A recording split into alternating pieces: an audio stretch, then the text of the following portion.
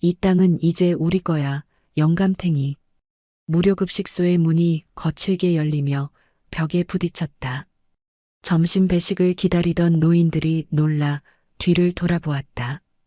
검은 정장을 입은 사내 5명이 들어섰고 그들의 얼굴에는 비열한 미소가 가득했다. 뭐 하는 사람들이요? 75세의 박태수 소장이 국자를 든 채 물었다. 흰 머리가 성성한 노인이었지만 꼿꼿한 자세와 날카로운 눈빛은 범상치 않았다. 못 들었어? 이 땅 이제 우리가 샀다고. 한 달 안에 다 나가. 리더격인 사내가 서류 뭉치를 식탁에 내던졌다. 종이들이 흩어지며 바닥에 떨어졌다. 배식을 받던 할머니 한 분이 놀라 뒤로 물러섰다. 계약서는 가짜겠지. 이 땅은 시에서 무료급식소 용도로 지정한 곳이요. 박태수의 목소리는 차분했다. 하지만 그의 손이 국자를 쥐는 힘이 점점 강해지고 있었다. 가짜? 이 새끼가. 사내가 테이블을 발로 찼다.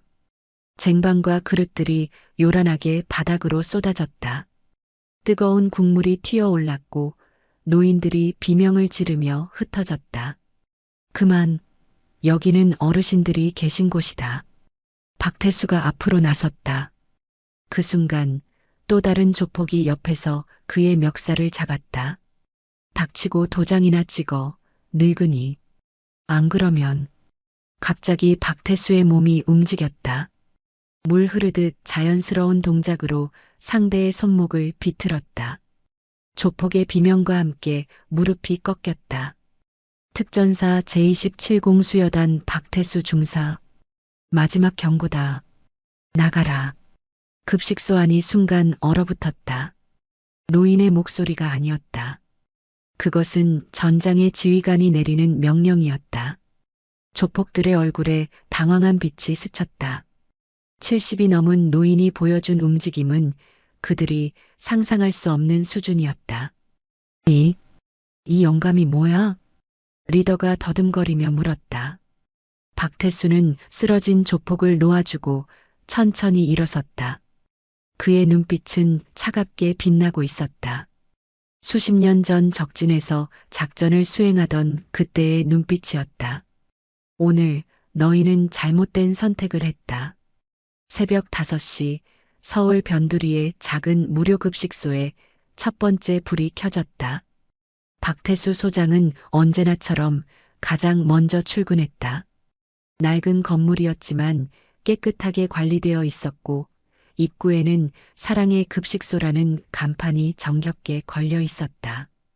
이곳은 그가 10년 전부터 운영해온 그의 삶의 전부였다. 차가운 새벽 공기를 마시며 박태수는 건물 주변을 한 바퀴 돌았다. 특전사 시절부터 몸에 밴 습관이었다. 주변 환경을 먼저 파악하고 이상이 없는지 확인하는 것. 건물 모서리, 쓰레기장, 주차장까지 꼼꼼히 살폈다. 평온한 새벽이었지만 최근 들어 뭔가 불안한 기운이 감돌고 있었다. 주방에 들어선 박태수는 먼저 가스 상태를 점검했다. 가스 밸브를 확인하고 환기 상태를 체크했다. 이어서 식재료 창고를 열어 재고를 확인했다. 쌀 포대가 몇 개 남았는지, 김치는 충분한지, 기본 양념은 떨어지지 않았는지 하나하나 체크했다. 조리 도구들도 하나씩 살폈다. 큰 솥, 프라이팬, 국자, 주걱, 모든 것이 제자리에 있었다. 40여 년 전 특전사에서 배운 장비 점검의 습관은 여전히 그의 일상에 녹아 있었다. 당시 교관이 늘 강조했던 말이 있었다. 장비를 점검하지 않는 자는 전투에서 죽는다. 지금은 전투가 아니라 급식소 운영이지만 그 정신은 여전히 유효했다. 냉장고를 열어 어제 받은 식재료들을 확인했다. 대파 한 단, 양파 한 망, 당근 5개, 감자 한 박스. 신선도를 확인하고 유통기한을 체크했다. 노인들에게 제공하는 음식이기에 더욱 신경을 써야 했다. 상한 재료를 쓰는 것은 그들의 건강을 해치는 일이었다. 소장님, 오늘도 일찍 나오셨네요. 주방 봉사자인 김 씨가 들어오며 인사했다. 60대 초반의 그녀는 이곳에서 5년째 봉사를 하고 있었다. 남편을 일찍 여의고 혼자 살던 그녀에게 이곳은 제2의 가정이었다. 아침마다 이렇게 인사를 나누는 것이 그녀의 하루 시작이었다. 좋은 아침입니다. 오늘 메뉴 준비는 다 되었나요? 네, 어제 후원받은 쌀이랑 김치, 그리고 계란 300개 들어왔어요. 오늘은 계란국에 김치볶음 해드리면 되겠어요. 아, 그리고 동네 정육점에서 돼지고기도 조금 후원해 주셨어요. 한 근 정도 되는데 잘게 썰어서 김치볶음에 넣으면 좋을 것 같아요. 박태수는 고개를 끄덕이며 앞치마를 둘렀다. 특전사 출신답게 그의 동작은 정확하고 빨랐다. 앞치마 끈을 묶는 것도 일사불란했다. 쌀을 씻기 시작했다. 찬물에 손을 담그니 차가움이 뼈까지 전해졌다. 하지만 이런 차가움쯤은 아무것도 아니었다. 영하 20도의 강원도 산속에서 훈련하던 때를 생각하면 쌀을 씻으면서 박태수는 오늘 하루 일정을 머릿속으로 정리했다. 아침 준비, 점심 배식, 오후 정리, 내일 재료 주문, 후원금 정산. 해야 할 일이 많았지만 하나하나 차근차근 해나가면 되었다. 특전사에서 배운 것 중 하나가 그것이었다. 아무리 어려운 임무도 단계별로 나누면 수행 가능하다는 것. 무료급식소를 운영한 지 10년이 되었다. 전역 후 중소기업을 운영하다가 은퇴한 뒤 남은 인생을 의미 있게 보내고 싶어 시작한 일이었다. 처음에는 하루 30명 정도에게 식사를 제공하는 작은 규모였다. 교회 지하실을 빌려 시작했던 것이 이제는 독립된 건물에서 하루 200여 명의 노인들이 찾는 지역의 중요한 복지시설이 되었다. 박태수가 급식소를 시작하게 된 계기는 단순했다. 어느 날 공원 벤치에서 빵으로 점심을 때우는 노인을 본 것이다. 추운 겨울날이었는데 노인은 찬 빵을 물에 적셔 먹고 있었다. 그 모습이 자꾸 마음에 남았다. 며칠을 고민하다가 결심했다. 내가 할 수 있는 일을 하자고. 경제적으로 여유가 있던 그는 곧바로 행동에 옮겼다. 처음엔 쉽지 않았다. 장소를 구하는 것부터 난관이었다. 임대료가 부담스러웠고 위생 허가를 받는 것도 복잡했다.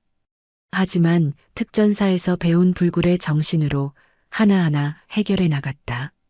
결국 지금의 자리에 급식소를 열 수 있었다. 소장님, 저도 왔어요. 20살 남짓한 대학생 봉사자들이 들어왔다. 매주 수요일마다 오는 청년들이었다. 사회복지학과 학생들로 처음에는 실습 차원에서 시작했다가 이제는 정기 봉사자가 되었다.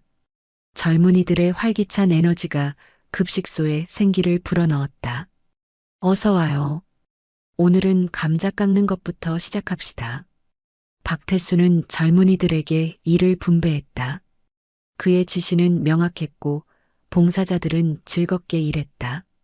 특전사에서 부하들을 이끌던 경험이 이런 곳에서도 빛을 발했다. 그는 엄격하면서도 따뜻했고 효율적이면서도 인간적이었다. 소장님은 어떻게 이런 일을 시작하게 되셨어요? 한 학생이 감자를 깎으며 물었다. 호기심 가득한 눈빛이었다. 박태수는 잠시 생각에 잠겼다가 대답했다. 군에서는 나라를 지켰지만 이제는 우리 이웃을 돕고 싶었어요. 특히 어르신들은 우리나라를 만들어 온 분들이잖아요. 6.25 전쟁을 겪고 가난을 이겨내고 오늘의 대한민국을 만든 주역들이죠. 그분들이 편안한 노후를 보내실 수 있도록 돕는 것도 의미 있는 일이라고 생각했죠. 학생들은 고개를 끄덕이며 경청했다. 박태수는 계속 말을 이어갔다. 그리고 특전사에서 배운 가장 중요한 가치가 뭔지 아세요? 바로 하나가 전부를 위해, 전부가 하나를 위해라는 정신이에요. 이 급식소도 마찬가지예요. 우리 모두가 어르신 한 분 한 분을 위해 일하고 어르신들의 행복이 우리 모두의 기쁨이 되는 거죠. 오전 9시가 되자 다른 봉사자들도 속속 도착했다.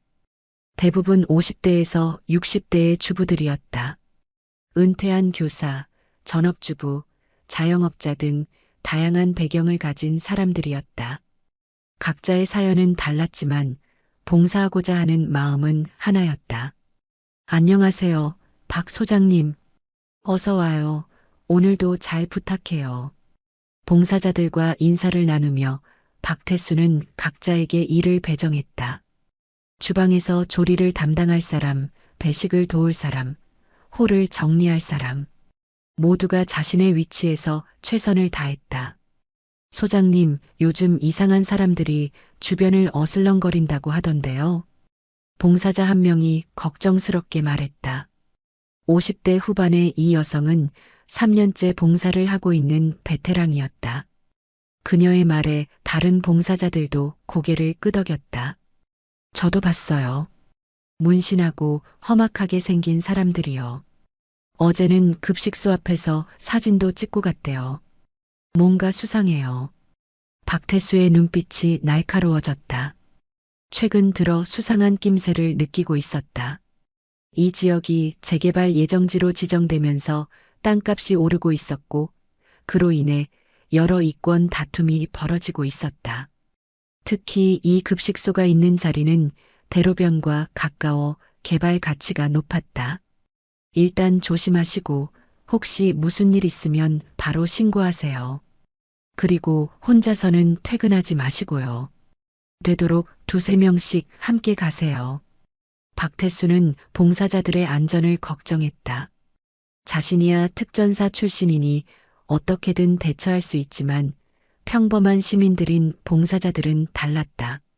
만약 조직적인 위협이 가해진다면 큰 문제가 될 수 있었다. 10시가 되자 주방은 분주해졌다. 큰 솥에서는 계란국이 끓기 시작했다. 달걀을 풀어넣고 대파를 송송 썰어 넣었다. 구수한 냄새가 주방에 퍼졌다. 옆 프라이팬에서는 김치볶음이 지글지글 소리를 내고 있었다. 돼지고기를 넣으니 더욱 고소한 냄새가 났다. 소장님, 밥 다 됐어요. 네, 퍼담기 시작하세요. 대형 밥솥 3개에서 김이 모락모락 피어올랐다. 하얀 쌀밥이 윤기나게 익어 있었다. 봉사자들이 일제히 움직여 밥을 공기에 담기 시작했다. 1공기, 2공기, 어르신들이 드실 밥을 정성스럽게 담았다. 반찬 그릇도 준비됐나요? 네, 다 세척해서 준비했어요. 스테인리스 식판들이 반짝반짝 빛났다. 위생이 가장 중요했기에 식기세척에는 특별히 신경을 썼다. 뜨거운 물로 여러 번 헹구고 자외선 소독기까지 사용했다. 11시가 되자 급식소 앞에 줄이 서기 시작했다. 대부분 70대 이상의 노인들이었다. 지팡이를 짚은 할아버지, 보행기를 끌고 온 할머니, 휠체어를 탄 어르신까지 각자의 사연을 안고 이곳을 찾았다. 박태수는 문을 열고 어르신들을 맞이했다. 어서 오세요. 오늘도 맛있게 준비했으니 많이 드세요. 고맙습니다, 소장님. 소장님 덕분에 살아요. 어르신들의 인사에 박태수는 겸손하게 답했다. 하나하나 자리로 안내하며 안부를 물었다. 김할머니, 오늘 무릎은 좀 어떠세요? 덕분에 많이 좋아졌어요. 병원에서 준 약도 먹고 있고요. 다행이네요. 무리하지 마시고 천천히 드세요. 박태수는 매일 오는 어르신들의 이름과 건강 상태를 모두 기억하고 있었다. 단순히 밥을 주는 것이 아니라 따뜻한 관심과 정을 나누는 것이 진정한 봉사라고 믿었다. 어르신들도 그런 박태수의 마음을 알기에 더욱 고마워했다. 이 할아버지, 오늘은 표정이 밝으시네요. 손자가 대학에 합격했어요. 우리 집안에 처음으로 대학생이 나왔다고. 축하드립니다. 정말 기쁜 일이네요. 박태수는 진심으로 축하했다. 어르신들의 기쁨이 곧 자신의 기쁨이었다. 이런 소소한 일상의 대화가 급식소를 더욱 따뜻하게 만들었다. 배식이 한창 진행되던 중 급식소 밖에서 시끄러운 소리가 들렸다. 검은 승용차 2대가 멈춰 섰고 정장 차림의 사내들이 내렸다. 그들의 걸음걸이와 태도에서 뭔가 불온한 기운이 느껴졌다. 저 사람들 또 왔네. 봉사자들이 불안해했다. 박태수는 침착하게 배식을 계속하며 상황을 주시했다. 직접적인 위협이 없는 한 먼저 대응할 필요는 없었다. 하지만 만약의 사태에 대비해 마음의 준비를 했다. 사내들은 급식소 주변을 돌며 사진을 찍고 뭔가를 측량하는 듯 했다. 그중 한 명이 급식소 안을 들여다보다가 박태수와 눈이 마주쳤다. 사내는 비웃듯 손가락으로 목을 그었다. 명백한 위협이었다. 소장님, 경찰에 신고할까요? 김 봉사자가 걱정스럽게 물었다. 박태수는 고개를 저었다. 아직은 괜찮습니다. 저들이 먼저 선을 넘기 전까지는 기다립시다. 하지만 모두 조심하세요. 특히 퇴근할 때는 꼭 함께 가세요. 박태수는 특전사에서 배운 대로 행동했다. 적을 먼저 파악하고 상황을 분석한 다음 적절한 때에 대응하는 것. 섣부른 행동은 오히려 일을 그르칠 수 있었다. 지금은 관찰하고 대비하는 시간이었다. 점심 배식이 끝나고 뒷정리를 하는 동안 박태수는 봉사자들을 모아놓고 이야기했다. 앞으로 며칠간은 특히 조심해야 합니다. 혹시 위협을 받거나 이상한 일이 있으면 즉시 저에게 연락하세요. 그리고 가능하면 휴대폰으로 증거를 남기세요. 소장님, 정말 위험한 일이 생기는 건 아니겠죠? 걱정 마세요. 제가 다 해결하겠습니다. 여러분은 평소처럼 봉사만 해주시면 됩니다. 박태수의 확신에 찬 목소리에 봉사자들도 조금은 안심했다. 하지만 불안한 기운은 여전히 감돌고 있었다. 오후가 되자 박태수는 사무실에서 행정 업무를 처리했다. 후원금 관리, 봉사자 일정 조정, 식자재 주문 등 할 일이 많았다. 컴퓨터 앞에 앉아 일을 하면서도 그의 신경은 밖을 향해 있었다. 혹시 수상한 움직임이 있는지 계속 주시했다. 전화가 울렸다. 모르는 번호였다. 여보세요? 박태수 소장님이시죠? 저는 대한건설 김대리라고 합니다. 잠깐 만나서 이야기 좀 나눌 수 있을까요? 무슨 일인지 먼저 말씀해 주시죠. 급식소 부지에 관한 건입니다. 좋은 조건을 제시하고 싶은데 박태수는 단호하게 거절했다. 이곳은 팔 생각이 없습니다. 앞으로도 연락하지 마세요. 전화를 끊고 나자 박태수는 깊은 생각에 잠겼다. 대기업까지 나섰다는 것은 이 땅의 가치가 그만큼 높다는 뜻이었다. 그리고 그들이 포기하지 않을 것이라는 예감이 들었다. 저녁 무렵 봉사자들이 모두 퇴근한 후 박태수는 혼자 남아 있었다. 내일 메뉴를 준비하고 시설을 점검하는 것이 일과였다. 그때 급식소 문이 거칠게 열렸다. 아직 영업 중이신가 봐요? 30대 후반의 사내가 들어왔다. 목에는 용 문신이 보였고 뒤따라 들어온 2명도 비슷한 차림이었다. 배식 시간은 끝났습니다. 내일 오세요. 아, 우리는 밥 먹으러 온 게 아니고요. 사업 이야기 좀 하려고요. 사내가 책상에 서류를 올려놓았다.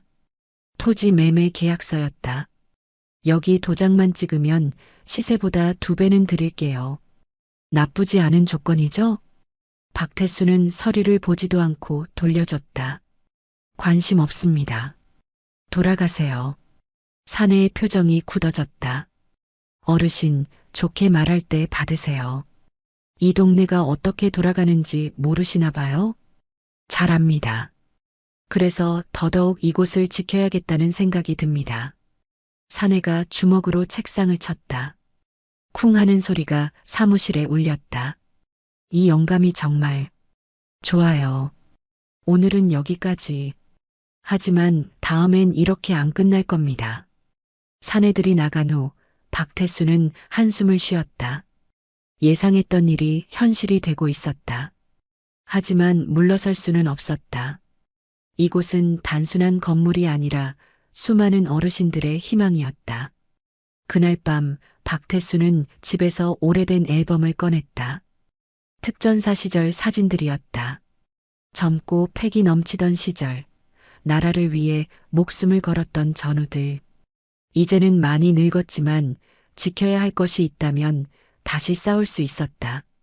사진 속 전우들의 얼굴을 하나하나 바라보며 박태수는 생각했다. 그들이 지금 이 상황을 안다면 어떻게 했을까? 아마 망설임 없이 도와주러 왔을 것이다. 특전사의 전후에는 그런 것이었다. 다음 날 아침, 박태수는 평소보다 1시간 일찍 급식소에 도착했다. 새벽 4시, 아직 어둠이 짙게 깔린 시간이었다. 건물 주변을 한 바퀴 돌며 이상이 없는지 확인했다. 특전사 시절 초소 순찰을 하듯 꼼꼼히 살폈다.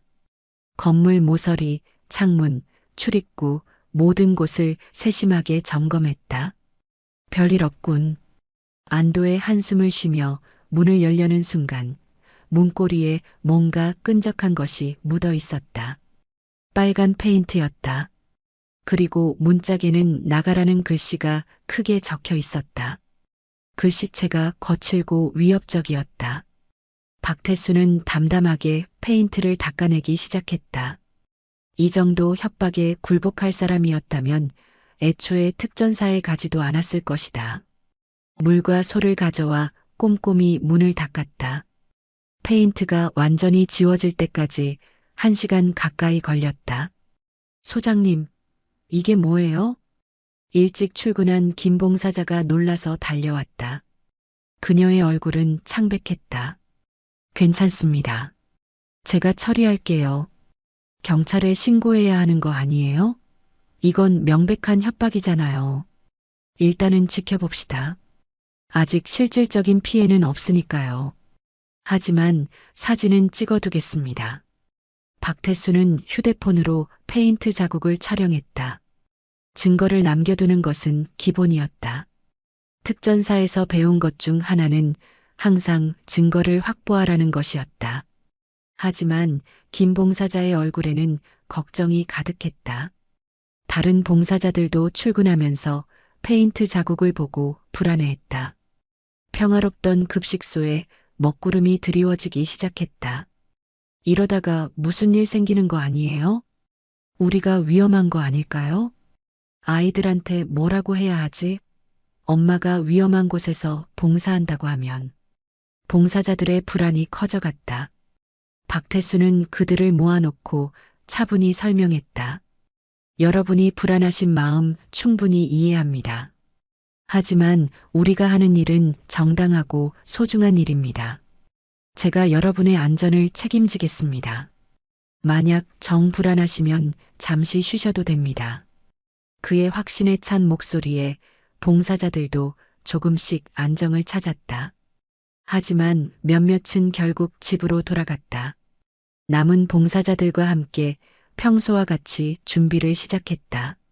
소장님, 저는 끝까지 함께 할게요. 김 봉사자가 단호하게 말했다. 그녀의 눈빛에는 결연함이 있었다. 저도요. 이런 위협 때문에 물러설 수는 없죠. 다른 봉사자들도 하나둘 의지를 보였다. 박태수는 그들에게 감사함을 느꼈다. 혼자가 아니라는 것, 함께하는 사람들이 있다는 것이 큰 힘이 되었다. 오전 준비를 하면서도 박태수는 계속 밖을 살폈다. 혹시 수상한 사람이 있는지, 이상한 움직임은 없는지 예의주시했다. 특전사 시절 적진에서 작전을 수행할 때의 긴장감이 되살아났다. 10시쯤 또다시 검은 승용차가 나타났다. 이번에는 한 대였다. 차에서 내린 것은 어제 본 사내 중 한 명이었다. 그는 급식소를 한 바퀴 돌더니 휴대폰으로 통화를 하기 시작했다. 네, 아직 영업하고 있습니다. 예, 늙은이들이 줄 서 있고요. 박태수는 창문 너머로 그를 지켜봤다. 상대가 뭔가 계획을 세우고 있다는 것을 직감했다. 아마도 더 강한 압박을 준비하고 있을 것이다. 그때 휴대폰이 울렸다. 김영식이었다. 선배님, 저희가 도착했습니다. 지금 급식소 앞입니다. 박태수가 밖으로 나가보니 특전사 출신 5명이 서 있었다. 모두 50대에서 60대였지만 그들의 기세는 여전했다. 고맙네. 이렇게 와줘서. 당연한 일입니다. 그런데 저기 수상한 차가 있네요. 김영식이 검은 승용차를 가리켰다. 차 안의 사내가 놀란 표정으로 그들을 바라보고 있었다. 며칠 전부터 계속 감시하고 있습니다. 그렇군요. 일단 저희가 여기 있다는 걸 보여주는 게 좋겠습니다. 특전사 출신들이 급식소 앞에 도열했다. 그들의 당당한 자세와 날카로운 눈빛의 사내는 황급히 차를 몰고 사라졌다. 11시가 되자 어르신들이 줄을 서기 시작했다. 하지만 평소보다 수가 적었다. 페인트 사건이 소문이 난 모양이었다. 소장님, 무슨 일 있었다면서요? 누가 급식소를 없애려고 한대요? 어르신들의 걱정스러운 질문이 이어졌다. 박태수는 최대한 안심시키려 애썼다. 걱정 마세요. 제가 다 해결하겠습니다. 어르신들은 편하게 식사하시면 됩니다. 배식이 시작되었다. 봉사자들은 평소보다 더 정성스럽게 음식을 담았다. 마치 마지막이 될지도 모른다는 생각에 더욱 최선을 다했다. 그때였다. 급식소 문이 거칠게 열리며 조폭들이 들이닥쳤다. 이번에는 10명이 넘었다. 그들은 거리낌 없이 안으로 들어와 테이블을 발로 차기 시작했다. 다 나가. 여기 이제 우리 땅이야. 리더격인 사내가 고함을 질렀다. 어르신들이 놀라서 일어났다. 누군가는 넘어지고 누군가는 지팡이를 놓치고 허둥댔다. 뭐 하는 짓이오? 박태수가 앞으로 나섰다. 그의 눈빛은 차가웠지만 침착했다. 아직도 정신 못 차렸어? 어제 경고했잖아. 사내가 박태수에게 다가왔다. 손에는 접이식 칼이 들려 있었다. 봉사자들이 비명을 질렀다. 칼을 내려놓으시오. 아직 돌이킬 수 있습니다. 박태수의 목소리는 차분했다.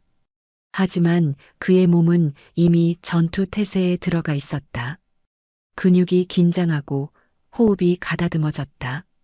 닥쳐. 이 영감이 뭘 믿고. 사내가 칼을 휘둘렀다. 하지만 박태수의 움직임이 더 빨랐다. 옆으로 피하면서 동시에 사내의 손목을 잡았다. 특전사에서 배운 칼 제압술이었다. 손목을 비틀자 칼이 바닥에 떨어졌다. 으악! 사내가 비명을 지르며 무릎을 꿇었다. 다른 조폭들이 우르르 달려들었다. 하지만 그때 특전사 출신들이 급식소로 뛰어들었다. 선배님을 도와라. 김영식의 외침과 함께 특전사 출신들이 조폭들과 맞섰다. 순식간에 급식소는 전투장이 되었다.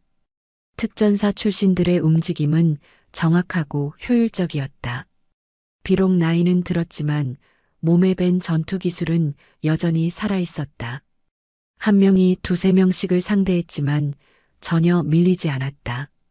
박태수도 전투에 가세했다. 70이 넘은 나이였지만 그의 움직임은 여전히 날카로웠다. 달려드는 조폭의 주먹을 가볍게 받아넘기고 역으로 상대의 중심을 무너뜨렸다. 이런 젠장, 후퇴해. 리더가 다급하게 외쳤다. 조폭들이 허겁지겁 밖으로 도망쳤다. 몇몇은 이미 바닥에 쓰러져 신음하고 있었다. 다시는 오지 마라. 김영식이 그들의 뒤에 대고 외쳤다. 조폭들은 부상자들을 부축하며 황급히 차에 올라탔다. 두고 보자.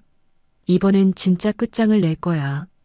검은 승용차들이 사라지고 급식소에는 무거운 침묵이 내려앉았다. 이제 괜찮습니다. 다들 안심하세요. 박태수가 부드럽게 말했다. 하지만 그의 이마에는 땀이 맺혀 있었다. 아무리 특전사 출신이라도 나이는 속일 수 없었다. 소장님 괜찮으세요? 김봉사자가 걱정스럽게 다가왔다. 박태수는 미소를 지으며 고개를 끄덕였다. 괜찮습니다. 여러분은 다치지 않으셨나요? 저희는 괜찮아요. 그보다 이분들은 김봉사자가 특전사 출신들을 가리켰다. 그들 중 몇몇은 가벼운 상처를 입었지만 모두 멀쩡했다. 선배님, 저희가 교대로 경비를 서겠습니다. 너무 큰 부담을 주는 것 같은데. 부담은 무슨요? 오히려 이런 의미 있는 일에 참여할 수 있어서 영광입니다. 그날부터 특전사 출신들의 경비가 시작되었다. 2인 1조로 급식소 주변을 순찰했고 내부에도 항상 한 명 이상이 대기했다. 며칠 동안은 평온했다.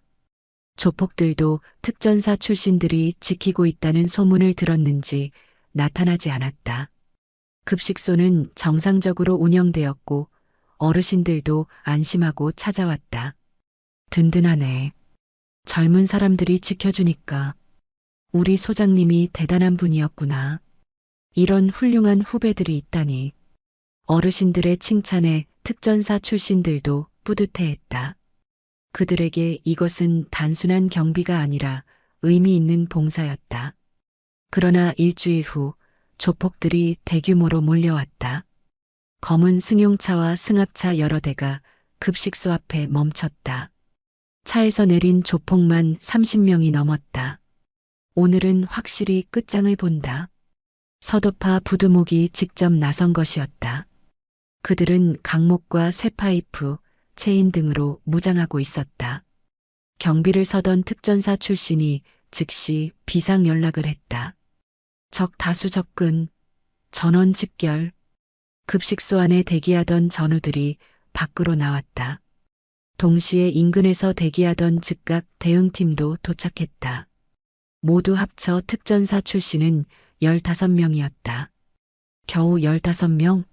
우리는 30명이 넘어. 조폭 부두목이 비웃었다. 하지만 특전사 출신들은 전혀 동요하지 않았다.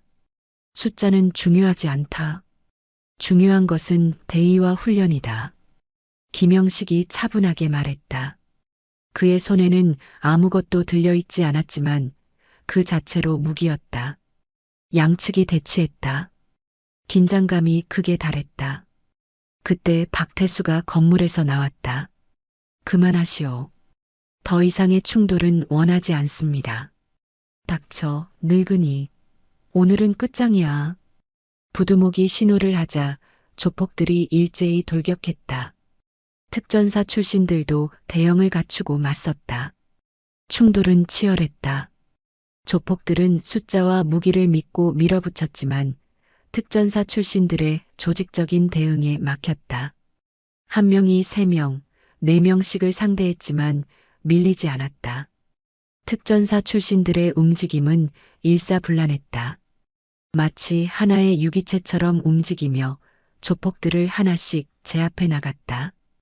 그들의 공격은 정확했고 방어는 견고했다. 박태수도 전투에 가세했다. 나이는 들었지만 그의 경험과 기술은 여전히 유효했다. 쇠파이프를 든 조폭을 가볍게 제압하고 이어서 달려든 2명을 연속으로 쓰러뜨렸다. 이런 괴물들. 조폭들이 하나둘 쓰러지기 시작했다. 불과 10분도 안 되어 형세가 완전히 역전되었다. 그때 멀리서 경찰 사이렌 소리가 들렸다. 누군가 신고한 것이었다. 경찰이다. 튀어. 부두목이 후퇴 명령을 내렸다. 조폭들이 부상자들을 부축하며 황급히 차에 올랐다. 이게 끝이 아니야. 두고 봐. 차들이 사라지고 급식소 앞에는 특전사 출신들만 남았다. 몇몇은 가벼운 상처를 입었지만 모두 멀쩡했다. 선배님 괜찮으십니까? 아, 덕분에 괜찮네. 모두 수고했어. 경찰이 도착했을 때 상황은 이미 정리된 후였다. 특전사 출신들은 정당방위였음을 주장했고 CCTV 영상도 이를 뒷받침했다. 그날 저녁 지역 뉴스에 급식소 이야기가 보도되었다. 특전사 출신들이 지키는 무료급식소라는 제목으로 큰 관심을 받았다. 이 보도 이후 여론이 급식소 편으로 돌아섰다. 많은 시민들이 후원을 약속했고 정치인들도 관심을 보이기 시작했다. 며칠 후 국방부 장관이 직접 급식소를 방문했다. 장관은 특전사 선배인 박태수와 오랜 대화를 나눴다. 선배님이 이런 훌륭한 일을 하고 계셨군요. 정말 자랑스럽습니다. 과찬이십니다. 아닙니다. 이것이야말로 진정한 애국입니다. 국가가 도와드려야 할 일인데 오히려 선배님이 고생하고 계시네요. 장관은 급식소 지원을 약속했다. 또한 조폭들의 위협에 대해서도 강력히 대응하겠다고 했다. 그로부터 며칠 후 서도파에 대한 대대적인 수사가 시작되었다. 검찰과 경찰이 합동으로 나서 조직원들을 대거 검거했다. 한편 대한건설에서도 입장을 바꿨다. 회장이 직접 급식소를 찾아와 사과했다. 제 직원들이 큰 실수를 했습니다. 앞으로는 급식소를 후원하겠습니다. 상황이 급반전되었다. 위기가 오히려 기회가 된 것이다. 급식소는 더욱 안정적으로 운영될 수 있게 되었다. 박태수는 이 모든 것이 혼자서는 불가능했을 거라고 생각했다. 전우들의 도움, 봉사자들의 헌신, 그리고 어르신들의 용기가 있었기에 가능했다. 어느 날 김영식이 박태수를 찾아왔다. 선배님, 전우회에서 정기적으로 봉사하기로 결정했습니다. 그래, 너무 고마운데. 아닙니다. 오히려 저희가 감사합니다. 이런 의미 있는 일에 참여할 수 있어서요. 특전사 전우들의 정기 봉사가 시작되었다. 그들은 경비뿐만 아니라 배식도 돕고 어르신들과 대화도 나눴다. 급식소는 이제 단순한 식사 제공 장소가 아니었다. 지역 공동체의 중심이자 특전사 정신이 살아 숨쉬는 곳이 되었다. 박태수는 여전히 매일 새벽에 출근했다. 변한 것은 없었다. 여전히 쌀을 씻고 국을 끓이고 어르신들을 맞이했다. 하지만 이제는 혼자가 아니었다. 많은 사람들이 함께하고 있었다.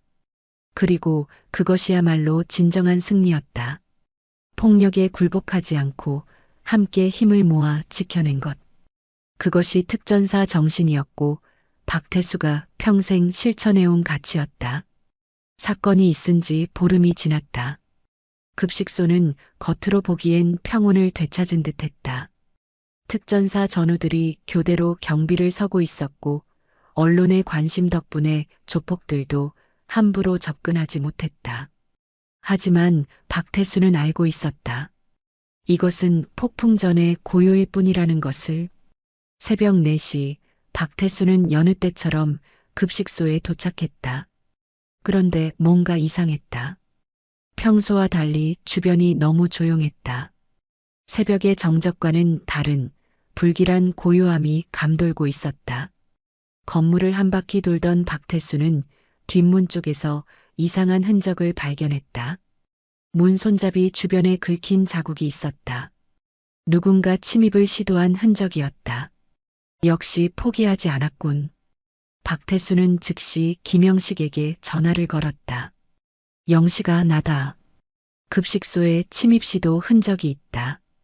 오늘은 특히 조심해야겠다. 알겠습니다, 선배님. 즉시 인원을 더 보내겠습니다. 전화를 끊고 박태수는 급식소 안으로 들어갔다. 다행히 내부에는 이상이 없었다. 하지만 불안한 예감은 계속되었다. 오전 6시 김 봉사자가 출근했다. 그녀의 표정이 어두웠다. 소장님, 안 좋은 소식이 있어요. 무슨 일입니까? 어제 저녁에 이상한 전화를 받았어요. 여자 목소리였는데 계속 급식소에 나가지 말라고 협박하더라고요. 박태수의 눈빛이 날카로워졌다.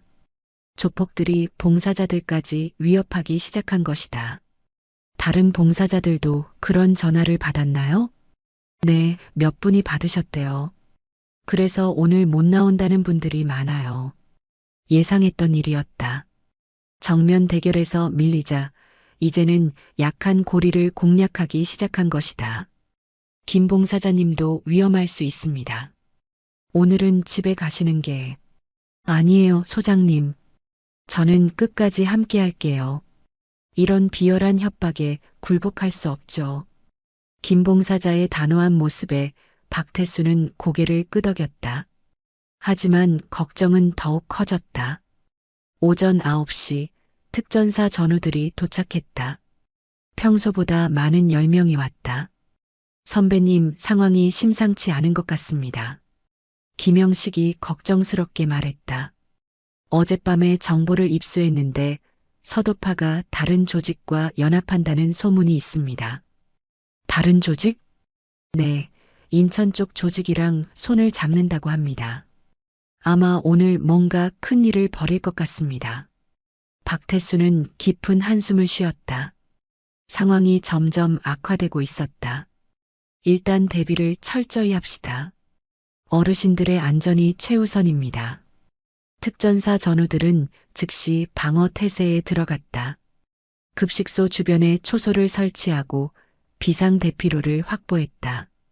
마치 전시 상황처럼 체계적으로 움직였다. 11시가 되자 어르신들이 오기 시작했다. 하지만 평소의 절반도 안 되는 숫자였다. 불안한 소문이 퍼진 탓이었다. 소장님, 오늘은 왜 이렇게 썰렁해요? 다들 무서워서 안 오는 거예요? 남은 어르신들도 불안해하고 있었다. 박태수는 최대한 밝은 표정으로 그들을 안심시켰다. 걱정 마세요. 오늘도 평소처럼 맛있게 드시면 됩니다. 배식이 시작되고 얼마 지나지 않아 밖에서 차량 소리가 들렸다. 많은 차들이 동시에 도착하는 소리였다. 왔군. 박태수가 창밖을 내다보니 검은 차량 10대 이상이 급식소를 포위하고 있었다. 차에서 내린 조폭들은 50명이 넘었다. 그 중에는 처음 보는 얼굴들도 많았다. 김영식의 정보가 맞았다. 다른 조직과 연합한 것이다. 어르신들을 안전한 곳으로. 박태수의 지시에 봉사자들이 재빨리 움직였다. 어르신들을 급식소 안쪽 방으로 대피시켰다. 조폭들이 급식소로 몰려들었다. 선두에는 서도파 보스인 최진혁이 직접 나서 있었다. 40대 중반의 그는 비싼 정장을 입고 있었지만 눈빛은 흉악했다. 박태수 소장, 나와. 최진혁의 고함에 박태수가 천천히 밖으로 나갔다. 특전사 전우들도 그를 따라 나섰다. 최진혁 씨로군요. 직접 오셨습니까? 그래, 이제 끝을 내려왔어. 좋게 말할 때 계약서에 도장 찍어. 최진혁이 서류를 내밀었다. 박태수는 쳐다보지도 않았다. 이미 여러 번 말했습니다. 이곳은 팔 수 없습니다. 아직도 정신을 못 차렸나? 좋아, 그럼 실력으로 해결하지. 최진혁이 손짓하자 조폭들이 무기를 들고 전진했다. 강목, 쇠파이프, 체인, 심지어 칼까지 들고 있었다. 특전사 전우들이 방어 대형을 갖췄다. 10명 대 50명. 숫자상으로는 압도적으로 불리했다. 선배님, 저희가 맡겠습니다. 선배님은 안으로 들어가세요.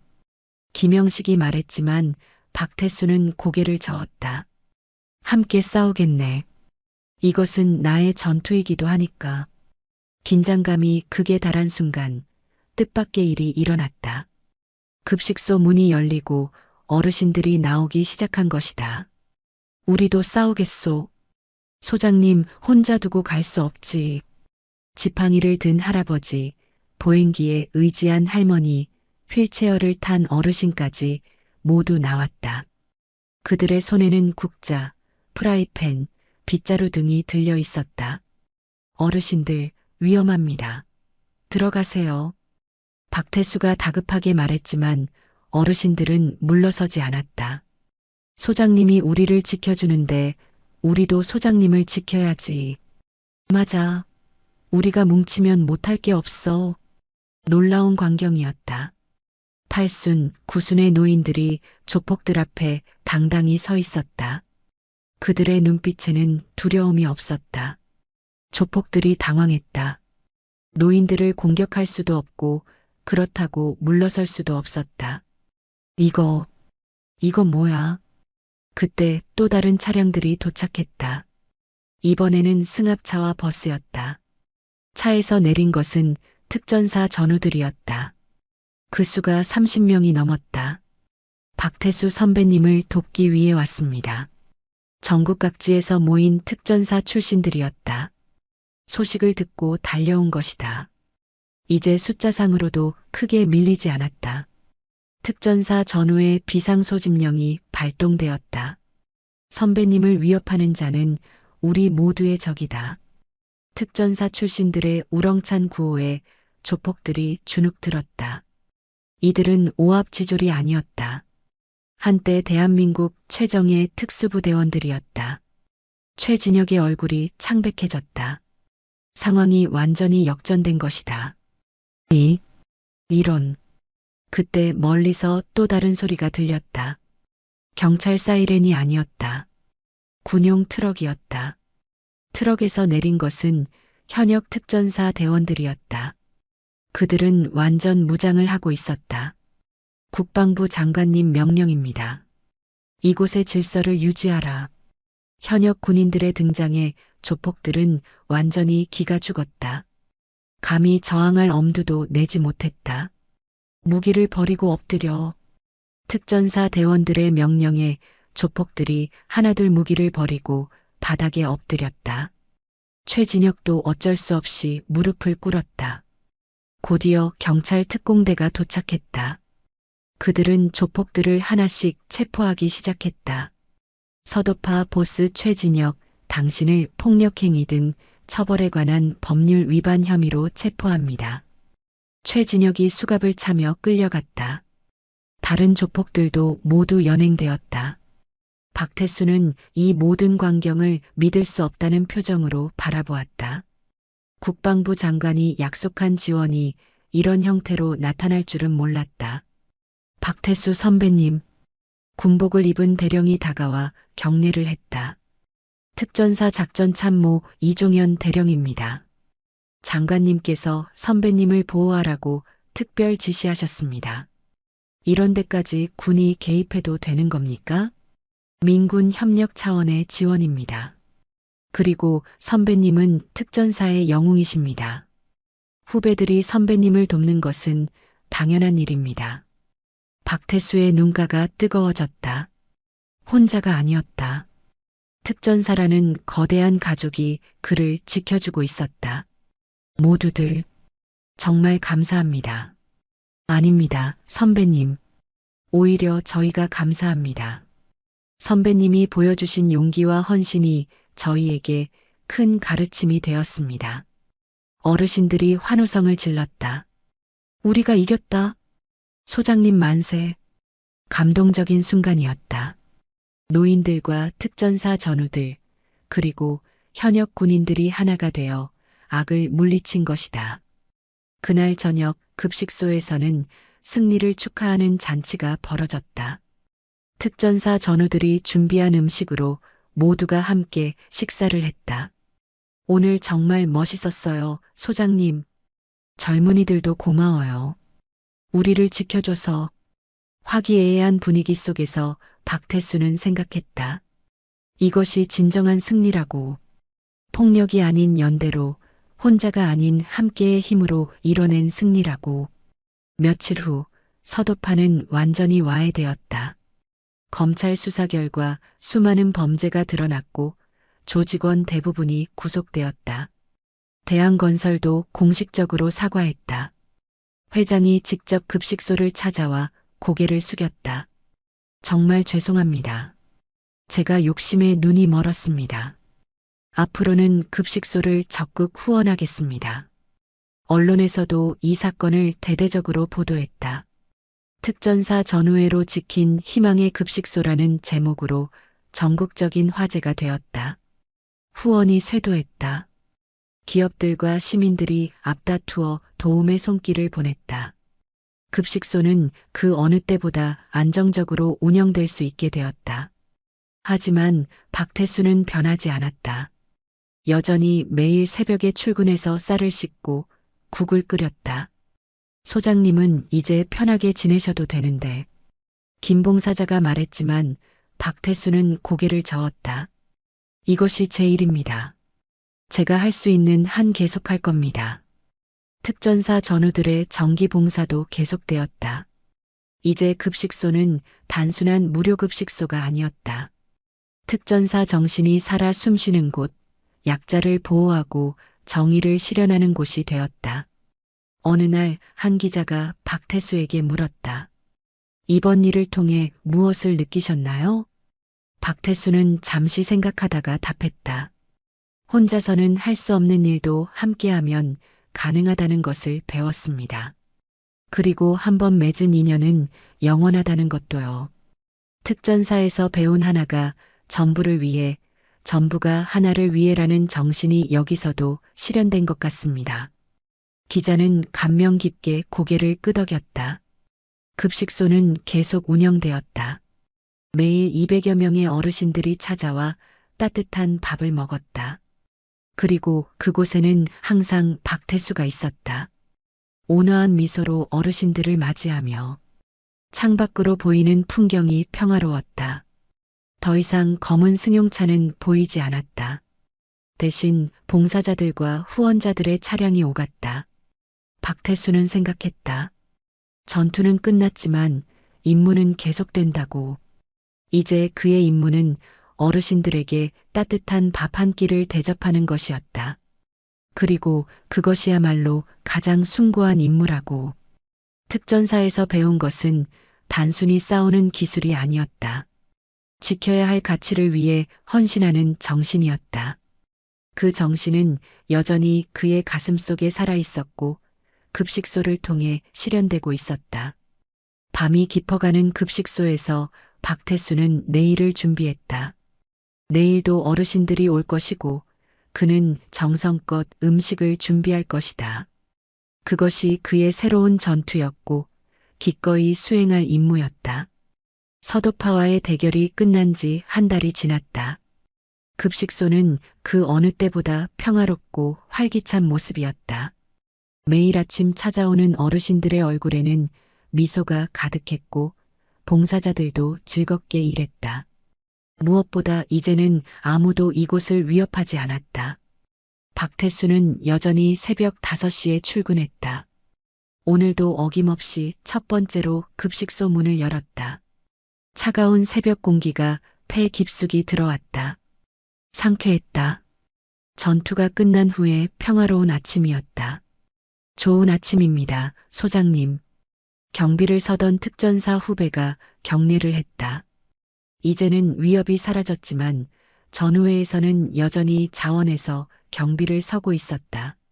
수고했네. 이제 들어가서 쉬게. 네, 그럼 교대하겠습니다. 박태수는 주방으로 들어가 하루 준비를 시작했다. 쌀을 씻고 야채를 다듬고 국을 끓일 준비를 했다. 이 모든 일상이 이제는 더욱 소중하게 느껴졌다. 오전 6시 김 봉사자가 출근했다. 그녀의 표정은 한결 밝아져 있었다. 소장님, 좋은 소식이 있어요. 무슨 일인가요? 어제 시청에서 연락이 왔는데 우리 급식소를 모범 복지시설로 선정했대요. 포상금도 준다고 하고요. 박태수는 담담하게 미소 지었다. 다들 고생한 보람이 있네요. 그리고 또 하나 대한건설에서 급식소 리모델링을 전액 지원하겠대요. 주방도 현대식으로 바꾸고 식당도 넓히고 너무 많은 것을 바라면 안 됩니다. 지금도 충분해요. 그래도 어르신들이 더 편하게 식사하실 수 있잖아요. 박태수는 고개를 끄덕였다. 어르신들을 위한 일이라면 받아들일 수 있었다. 오전 9시가 되자 봉사자들이 속속 도착했다. 예전과 달리 봉사 신청자가 넘쳐났다. 언론 보도 이후 많은 사람들이 관심을 갖게 된 것이다. 안녕하세요. 오늘부터 봉사하게 된 이정민입니다. 저는 박수연이에요.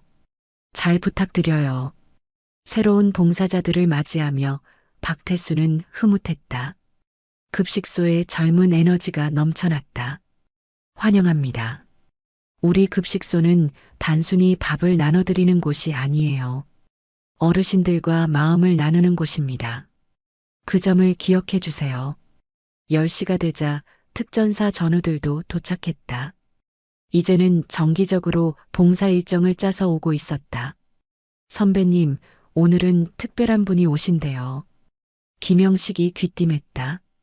특별한 분? 네, 국방부 장관님이 직접 오신답니다. 그리고 특전사 사령관님도요. 박태수는 약간 당황했다. 그렇게 높은 분들이 올 이유가 있을까? 11시 어르신들이 줄을 서기 시작했다. 이제는 매일 300명 이상이 찾아왔다. 급식소가 유명해지면서 더 많은 어르신들이 오게 된 것이다. 어서 오세요, 김할머니. 오늘 건강은 어떠세요? 호호, 좋아요. 매일 여기서 밥 먹으니까 기운이 나요. 박할아버지, 어제 병원 다녀오셨죠? 결과는 어떠셨어요? 덕분에 많이 좋아졌대요. 의사가 놀라더라고.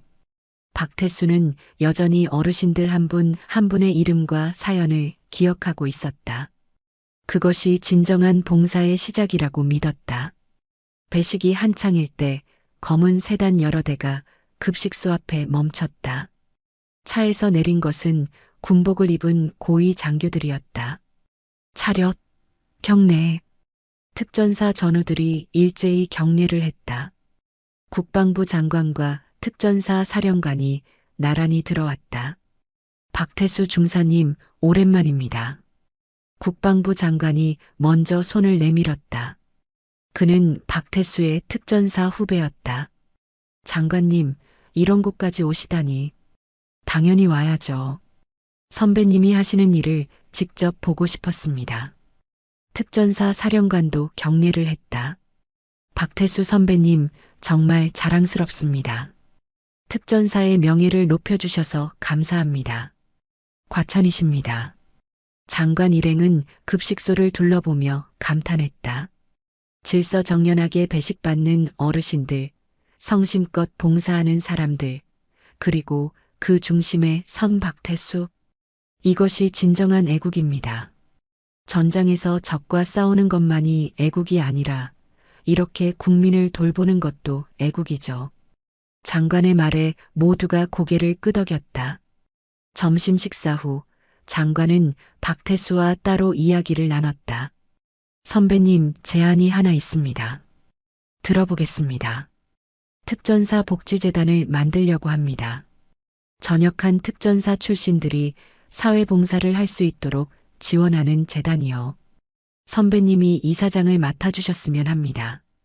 뜻밖의 제안이었다. 박태수는 잠시 고민했다. 저는 이 급식소만으로도 충분합니다. 급식소는 계속 운영하시면 됩니다. 재단은 이런 급식소를 전국적으로 확대하는 역할을 하는 거죠. 선배님의 정신을 더 많은 곳에 전파하는 겁니다. 박태수는 깊이 생각했다. 혼자서는 한계가 있지만 조직적으로 한다면 더 많은 어르신들을 도울 수 있을 것이다. 알겠습니다. 하지만 제가 직접 나서기보다는 젊은 후배들이 주도하는 게 좋겠습니다. 저는 조언하는 역할만 하겠습니다. 역시 선배님답습니다. 그렇게 하겠습니다. 장관 일행이 떠난 후 급식소는 다시 일상으로 돌아왔다. 하지만 분위기는 더욱 활기찼다. 국방부의 관심과 지원 약속에 모두가 고무되었다. 며칠 후 뜻밖의 손님이 찾아왔다. 서도파 전 보스 최진혁이었다. 그는 수수한 차림에 많이 야윈 모습이었다. 박 소장님, 최 씨, 어떻게 오셨습니까? 보석으로 나왔습니다. 그동안 많이 생각했어요. 제가 얼마나 잘못 살았는지. 최진혁의 눈에는 진심이 담겨 있었다. 사실 저희 어머니도 무료급식소에 다니셨어요. 돌아가시기 전까지. 그런데 제가 그런 곳을 없애려 했다니 정말 죄송합니다. 이미 지난 일입니다. 아닙니다. 제가 속죄하고 싶습니다. 봉사라도 하게 해주시면 안 될까요? 박태수는 잠시 망설였다. 하지만 진심으로 뉘우치는 사람을 거절할 수는 없었다. 좋습니다. 하지만 다른 봉사자들과 똑같이 대우받을 겁니다. 감사합니다. 정말 감사합니다. 최진혁은 그날부터 급식소에서 봉사를 시작했다. 처음에는 다른 봉사자들이 경계했지만 그의 성실한 모습에 점차 마음을 열었다. 어느 날 한 어르신이 박태수에게 말했다. 소장님, 저 젊은이 참 열심히 하네요. 누군지는 모르겠지만 열심히 하는 사람은 누구나 환영입니다. 박태수의 대답에 어르신이 고개를 끄덕였다. 시간이 흘러 가을이 왔다. 급식소 앞 은행나무가 노랗게 물들었다. 특전사 복지재단도 정식으로 출범했고 전국 각지에 무료급식소가 생기기 시작했다. 선배님, 이번 달에만 3곳이 새로 문을 열었습니다. 김영식이 보고했다. 모두 특전사 출신들이 운영하고 지역 어르신들의 반응이 아주 좋습니다. 잘 됐군요. 하지만 무리하지 말고 천천히 하세요. 질이 중요합니다. 박태수는 여전히 신중했다. 양적 확대보다는 질적 향상을 중시했다. 어느 날 저녁 박태수는 사무실에서 일지를 쓰고 있었다. 그날의 메뉴, 방문한 어르신 수, 특별한 일들을 꼼꼼히 기록했다. 소장님, 아직도 일하세요? 김 봉사자가 들어왔다. 거의 끝났어요. 오늘도 수고 많았어요. 소장님이야말로요. 그런데 정말 대단하세요. 혼자 시작하신 일이 이렇게 커질 줄 누가 알았겠어요. 혼자가 아니었어요. 모두가 함께 만든 결과죠. 박태수의 겸손한 대답에 김 봉사자가 미소 지었다. 창밖으로 어둠이 내리고 있었다. 하지만 급식소 안은 따뜻한 불빛으로 가득했다. 내일도 어르신들이 올 것이고 봉사자들이 올 것이다. 그리고 박태수도 여전히 이곳에 있을 것이다. 전화가 울렸다. 손자였다. 할아버지, 오늘 뉴스에 또 나오셨어요. 그래, 무슨 내용이었니? 특전사 복지재단 1년 성과 발표였는데 할아버지가 시작하신 급식소가 모델이 되었다고 하더라고요. 정말 자랑스러워요. 할아버지가 한 일은 작은 시작이었을 뿐이야. 많은 사람들이 함께해서 가능했던 거란다. 손자와의 통화를 마치고 박태수는 창밖을 바라봤다. 별이 빛나는 밤하늘이 아름다웠다. 그는 생각했다. 특전사에서 배운 가장 중요한 가치는 무엇이었을까? 강인함? 용맹함? 아니었다. 그것은 함께의 정신이었다. 혼자서는 할 수 없는 일도 함께하면 가능하다는 것. 그리고 그 함께는 전후에서 시작해 이웃으로, 사회로 확장되는 것이었다. 다음 날 아침, 박태수는 여전히 새벽 5시에 일어났다. 급식소로 가는 길, 그의 발걸음은 가벼웠다. 오늘도 할 일이 있고 만날 사람들이 있다는 것이 감사했다. 급식소에 도착하니 이미 몇몇 봉사자들이 와 있었다. 소장님, 오늘은 제가 먼저 왔네요. 젊은 봉사자가 자랑스럽게 말했다. 수고가 많네요. 함께 준비합시다. 주방에서 일을 시작하며 박태수는 미소 지었다. 이것이 그의 일상이었고 그의 행복이었다. 특별한 날 급식소에서는 작은 행사가 열렸다. 서도파 사건 1년을 기념하는 자리였다. 어르신들과 봉사자들, 특전사 전우들이 모두 모였다. 여러분, 1년 전 오늘을 기억하십니까? 박태수가 마이크를 잡았다. 두려웠지만 함께 맞섰고 결국 이겼습니다. 그것은 우리가 하나였기 때문입니다. 박수가 터져 나왔다. 어르신들의 눈에는 그날의 기억이 생생했다. 앞으로도 이 급식소는 계속될 것입니다. 여러분이 계시는 한, 우리가 있는 한. 그렇고 말고, 우리가 지킬 거야. 어르신들의 힘찬 대답에 모두가 웃었다. 행사가 끝나고 일상으로 돌아왔다. 배식이 시작되고 어르신들이 맛있게 식사를 했다. 평범한 일상이었지만 그 안에는 특별한 의미가 있었다. 최진혁이 박태수에게 다가왔다. 소장님, 제가 새로 시작하는 일이 있습니다. 무슨 일인가요? 청소년 선도 사업이요. 제가 걸었던 잘못된 길을 가지 않도록 아이들을 돕고 싶어요. 좋은 생각입니다. 응원하겠습니다. 최진혁의 변화는 놀라웠다. 한때 조직 폭력배의 보스였던 사람이 이제는 사회에 기여하는 사람이 되었다. 저녁이 되어 급식소 문을 닫을 때 박태수는 하루를 돌아봤다. 오늘도 300여 명의 어르신들이 따뜻한 밥을 드셨다. 봉사자들은 즐겁게 일했고 모두가 행복했다. 소장님, 내일 봬요. 조심해서 들어가세요. 봉사자들을 배웅하고 박태수는 마지막으로 급식소를 둘러봤다.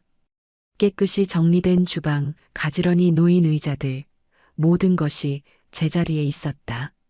문을 잠그고 나오니 특전사 후배가 경비를 서고 있었다. 선배님, 안녕히 가십시오. 수고하네. 너무 무리하지 말고. 집으로 가는 길, 박태수는 생각했다. 인생의 후반부에 이런 의미 있는 일을 할 수 있어서 감사하다고. 특전사에서 배운 정신을 이렇게 실천할 수 있어서 행복하다고. 그리고 무엇보다 혼자가 아니라 함께 할 수 있어서 감사하다고. 급식소는 내일도 문을 열 것이다. 어르신들이 올 것이고 봉사자들이 올 것이다. 그리고 박태수도 여전히 그곳에 있을 것이다. 특전사 출신 무료급식소장 박태수. 그는 오늘도 자신의 자리를 지키고 있다. 전장에서 나라를 지켰듯이 이제는 작은 급식소에서 이웃을 지키면서 그것이 그의 마지막 임무였고 가장 자랑스러운 임무였다.